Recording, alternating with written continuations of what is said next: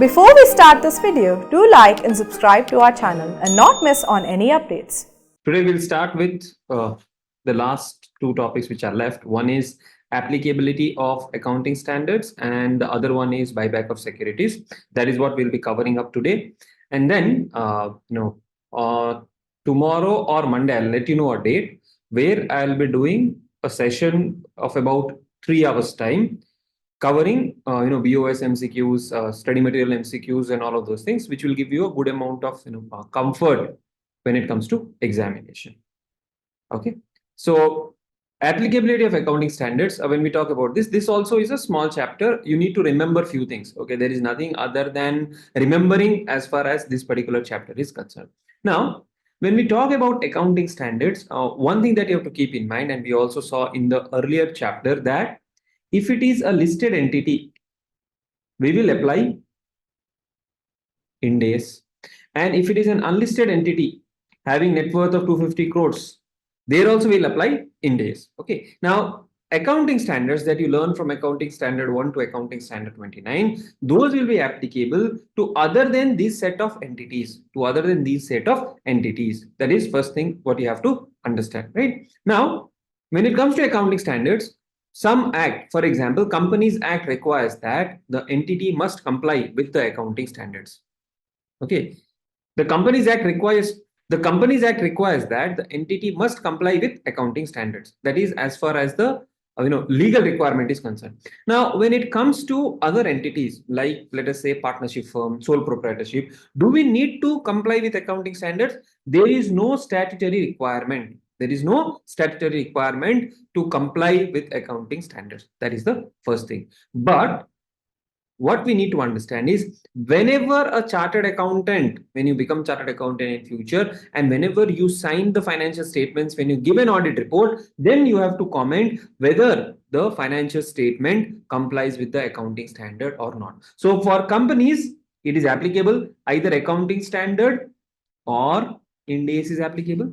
Whereas for other than companies, there is no act which says you have to apply. For example, those cases where let us say partnership act is there, or sole proprietorship form is there, there is no statutory requirement in such cases. But when me as a chartered accountant, or when you as a chartered accountant, when you prepare a report on the financial statements, for example for submission to the bank, there you have to check whether the accounting standards have been complied or not, and if it has not been complied, you have to disclose that particular fact, right?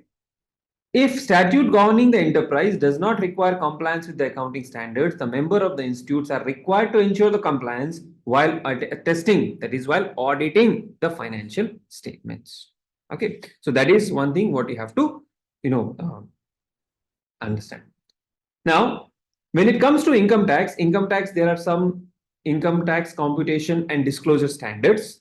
Okay, so they are given accounting standards on accounting policy, inventory, construction contract, revenue, tangible assets, foreign exchange, grants, securities, borrowing cost, and provisions. So do we need to remember? It can be tested for MCQ.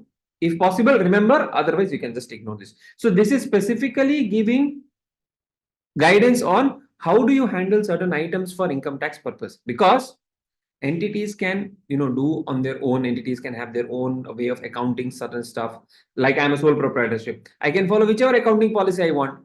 The income tax realized that and said that, boss, you need to be in compliance with these standards for specified entities, for specified SSEs. And this, as far as your exams are concerned, it is just a list. If possible, remember 2-3 of them. If not possible, you can just ignore. Easy way to remember: accounting policies, ours is AS1, here also it is AS1. Inventories, ours is AS2, here also it is AS2. These two things at least you can remember. Okay, remaining, if possible, remember, otherwise leave it. The last one, the 10th one, is provision. For us also the last one is provision. Okay, that is one thing. And now coming to accounting standards applicability, there are 4 categories. Level 1.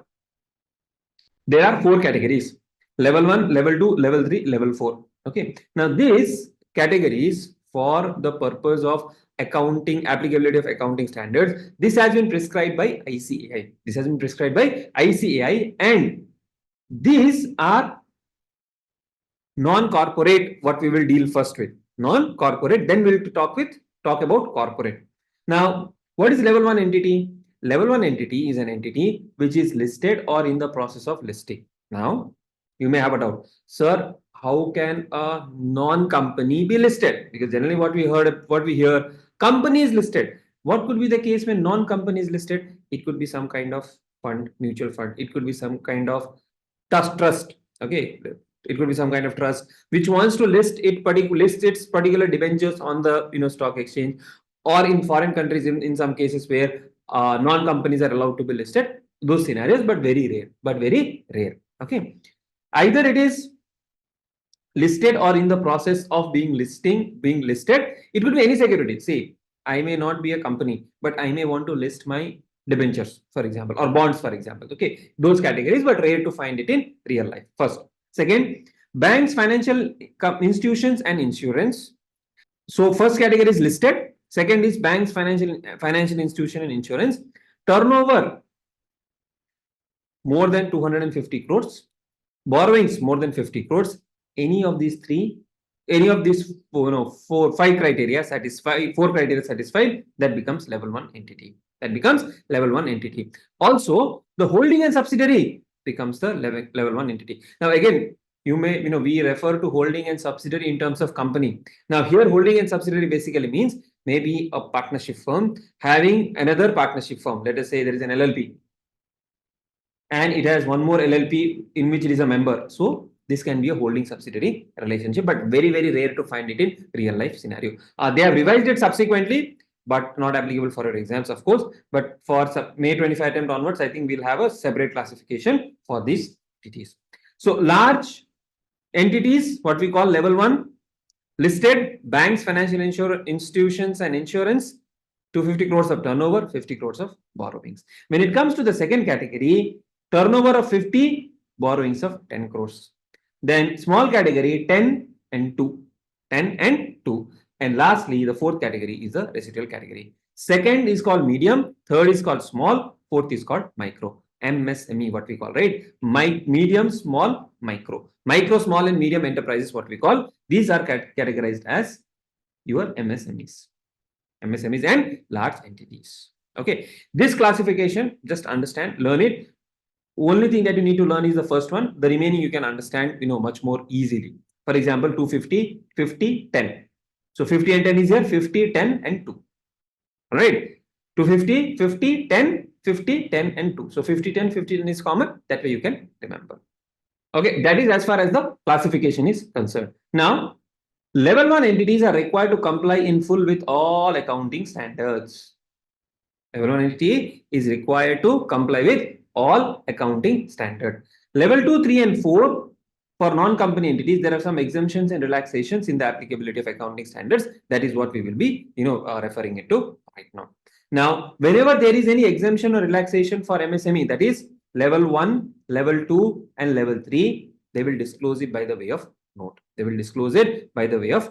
Okay, so that is the first thing. Then another important thing here is, if any entity is covered in any level, opts not to avail few of the exemptions or relaxation, it shall disclose the standard in respect of which it has availed the exemption or relaxation. So if you have opted to avail few, not avail few of them, that also you need to disclose. Then if an entity has been covered in level 1 and subsequently gets covered in level 2 or level 3 or level 4, they shall qualify for exemption only after 2 consecutive years of that status. So for example, if I was level 1 earlier, current year I am level 2.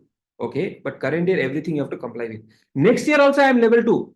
So year 1 I was level 1, year 2 I am level 2, year 3 also I am level 2. Then I can take the exemption only in the second year. So only after 2 consecutive years. If only 1 year is there, I need to comply with level 1.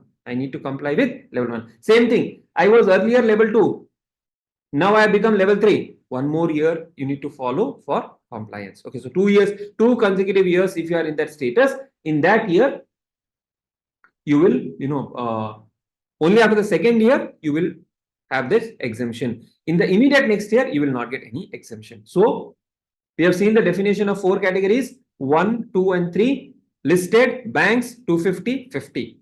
For second category, 50, 10. Third category, 10, 2. So 250, 50, 50, 10, 10, 2. That is how you need to remember. And yes, holding and subsidiary of each of these categories also fall under level 1 and level 2 respectively. This table, if you are able to remember, it is more than sufficient from this context. Now, one challenge that we get in this, understanding what is applicable, what is, exemption and all of that, remembering becomes difficult. Okay, remembering becomes difficult. It is a fact, right? Now, what you can do is some standards you can make a thumb rule that, okay, these standards are not applicable at all. For example, cash flow statement, not applicable to any. Then segment reporting, not applicable. Earnings per share, not applicable. Consolidated financial statement, not applicable. This associate, not applicable. Discontinuing this interim financial statements, not applicable. Then 27, not applicable. At least remember these standards which are not applicable to 2, 3 and 4. Okay, cash flow, segment reporting, earnings per share, consolidated financial statement, associates, joint venture, discontinuing operations and interim financial reporting. Or 3, 17, 20, 21, 23, 24, 25, 27. This list you should remember. Then after that, what you can see here is for level 2 categories, leases has disclosure exemption. Leases has disclosure exemption. AS 29 has disclosure exemption and 28 has some exemption. So do we need to remember each of these exemption? It is about how much time you will spend to remember versus how many marks it will be tested. From this table, maximum 3 to 4 marks. I don't expect more than 3 to 4 marks that will come in the examination. That also it has a very, very little chance. So as a student, I would advise, student, I never spend time in remembering this. And I would also advise you that if required, make a couple of readings, understand which are fully exempted, and that should be sufficient.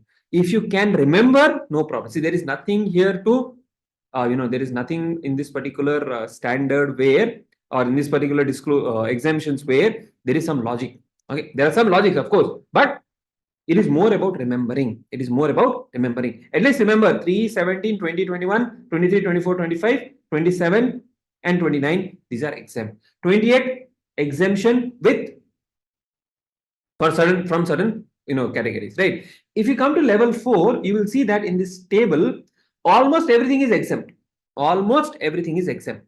And when you come to level 3, standards which are applicable are accounting standard 13, accounting standard 14, accounting standard 22, and accounting standard 26. These are fully applicable.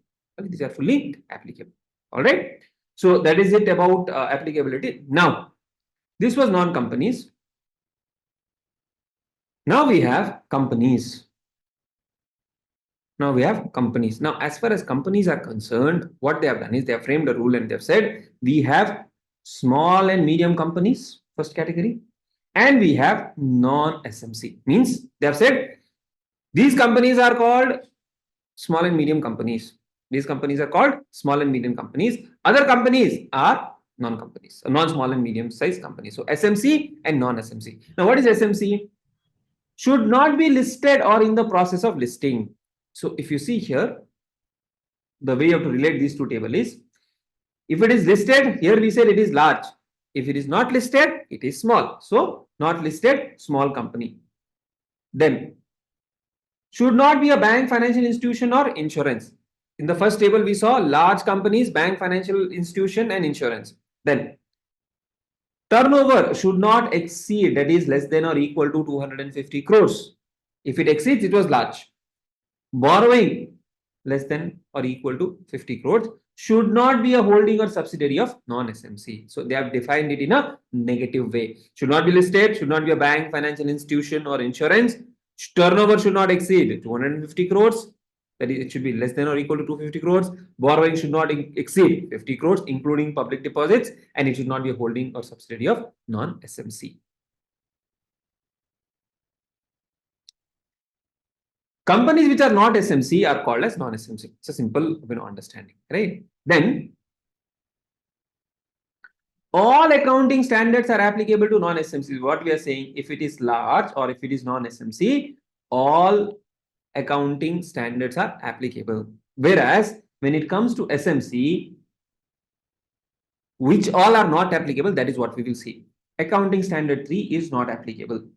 Then 17 is not applicable. Then consolidated financial statement is not applicable. I think these are also not applicable, right? Related parties, taxes, then accounting for investment in associates in consolidated financial statement. This is not applicable.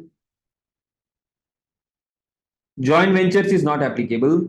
Consolidation is not applicable. So if you see, similar to the ones what we had when it comes to your what do you call SMC, small, medium, micro, small and medium enterprise, similar type of exemptions are given for the SMCs and non-SMCs as well. For non-SMCs, everything becomes applicable. There is no exemption. For non-SMC, there are some standards which are fully not applicable, and there are some standards like, for example, impairment of assets partially applicable, provisions partially applicable, right? Then employee benefits partially applicable. Partially applicable means the standard defines this part of the standards are not applicable at all. This part of the standards are not applicable. Only disclosure is required, or sometimes maybe for employee benefits they may say discounting it may not be done to the full-fledged extent, or disclosure, some of the disclosure requirement they may exclude. So that is how they define the applicability of non-SMC. Now, what is the reason behind that? The reason behind that is it requires a lot of effort. It requires a lot of effort for the entities to comply with the accounting standards. That is why they have come up and said, okay, for some standards, everything will not be applicable. Okay. Now, if you look at the study material, they have given the list also. They have given the list also. For example, this particular paragraph is not applicable. This particular standard is not applicable. Do you need to spend time in remembering that? You don't need to spend time in remembering all of that, because the amount, as I told you, right, the marks that you get, 3 to 4 marks, it is not worth. Okay. Are we clear? Okay. So now what we'll do is we'll take up questions, because questions are more important, MCQs, especially when it comes to MCQs. So here you can see exemptions or relaxations for SMC companies. Okay. So they've said for not applicable, A17 is not applicable, relaxation from certain requirements. All of these are given as a part of this particular table. Do you need to remember each one of these? I said, it's too much of time and effort to remember all of this. Okay, so don't waste time in that. Let us see the type of questions. Now, here is what you need to remember. Non-corporate entities which are not level 1 entities whose turnover excluding other income exceeds dash rupees but does not exceed rupees 250 crores in the immediately preceding accounting year are classified as level 2 entities. Now, level 1 entity was 250, level 2 was 50, correct? Level 2 was 50. This table, that is what we need to remember. So, the answer is 50 crores.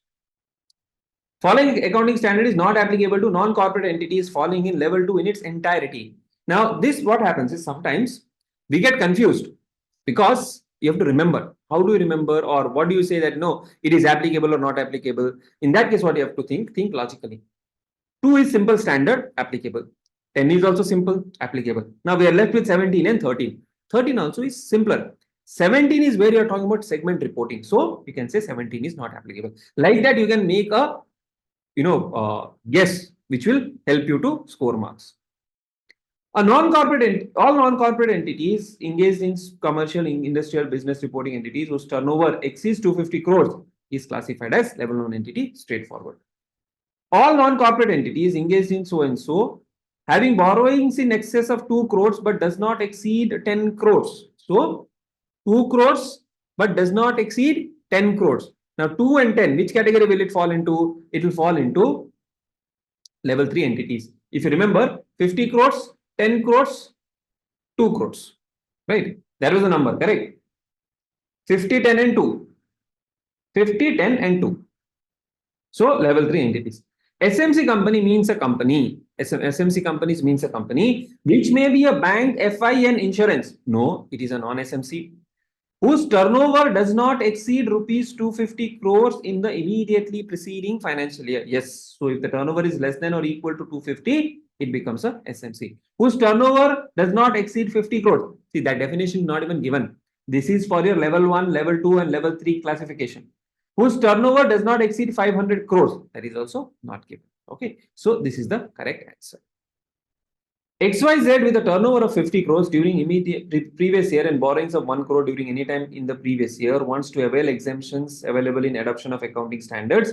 Advise the management on exemptions that are available as per the company's accounting standard rules. Now this, if you ask me, it is a long question because you have to give the exemptions. But first, when this question comes, first is it is a company. So company means our classification has to be SMC or non-SMC. Now, is it SMC? Yes, it is an SMC. Okay, so it's a small and medium-sized company. So what you can say is, because it is a small and medium-sized company, exemptions are available. Exemptions are available with respect to the small and medium companies as given by the company's accounting standard rules. Okay, so that is what you can write. Now, sir, can we what do we write in terms of exemption? Now, you can say, for example, accounting standard 17 is not applicable at all. Okay, there are some relaxations in accounting standard 15. That is what you can mention, right? Then when it comes to leases, accounting standard 19, leases also there are some exemptions. 28 also there are some exemptions. 29 also there are some exemptions. So you can give a list of 3 to 4 standards which are exempt, Okay. Then a company was classified as a non-SMC in year 1, 2. In 2, 3, it has been classified as SMC. So earlier it was non-SMC, now it is SMC. Management desires to avail the exemptions or relaxations available to SMCs in year 2 and 3. So earlier it was non-SMC, now it has become an SMC. Can we give relaxation or exemption in the current year? Can we give relaxation? Now what happens if you want relaxation? Then you have to be in SMC category for 2 years. Same conditions, level 1, level 2, level 3, level 4, same conditions are applicable here. You have to be in the SMC category for 2 consecutive years. If you are not in the SMC categories for 2 continuous years, then you cannot avail the exemption. Hence, the accountant's argument, the accountant of the company does not agree. His viewpoint is absolutely correct. Okay, that's it. Don't waste too much of time in this particular chapter. I'm repeating once again. Because a lot of time it happens, we become scared. If they ask question from the standard, what will we do? How will we handle? So no need to worry on that. All right. Now, having done this, now we'll move to buyback of securities. Any question, by the way?